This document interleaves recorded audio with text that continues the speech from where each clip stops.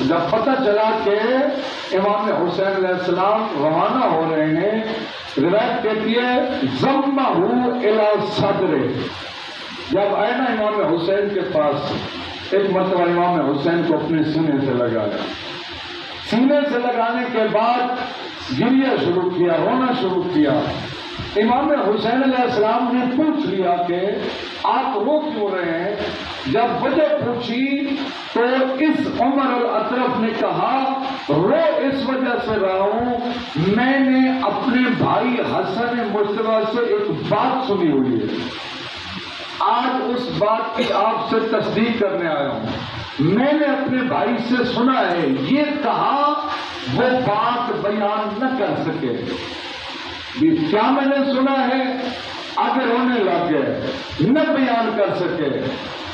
امام حسین علیہ السلام فرماتے میں تجھے بتاؤں تو نے سنا کیا ہے؟ مولا فرماتے ہیں ہم نے وہ حدیث کے لفظ آپ کی خدمت میں بیان کو، مولا فرماتے ہیں تو جو کچھ تو نے سنا ہے وہ بھی میں بتا سکتا ہوں، اور جو تیرے دل میں ہے میں وہ بھی بتا سکتا ہوں۔ مولا نے فرمایا کہ تو نے میرے بھائی حسن سے یہی سنا تھا نا، اخبارہ کا بقتلی، میرے بھائی نے تجھے میرے قتل کے بارے میں تجھے بتایا تھا، کہا ہاں یہی سنا ہے۔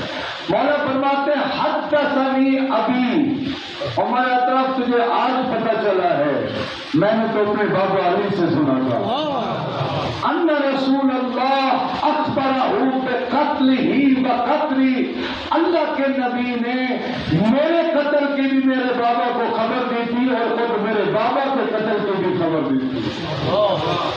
فرمایا کہ میں بھی جانتا ہوں، یہ میرا بابا بھی جانتا ہے، اور پیغمبر نے یہ بھی فرمایا تھا وَأَنَّ تُرْبَتِي بِقُرْبِ تُرْبَتِهِ، کہ میرے بیٹے حسین کی قبر میری قبر کے قریب ہوگی، جو کہ نجف اور کربلا کا اتنا فاصلہ نہیں ہے۔ یہ بعد میں اس حدیث کو بیان کرنا اور ہے، علی بن ابی طالب اور پیغمبر نے پہلے ہی بیان فرما دیا تھا کہ حسین کی قبر علی کی قبر کے قریب ہوگی۔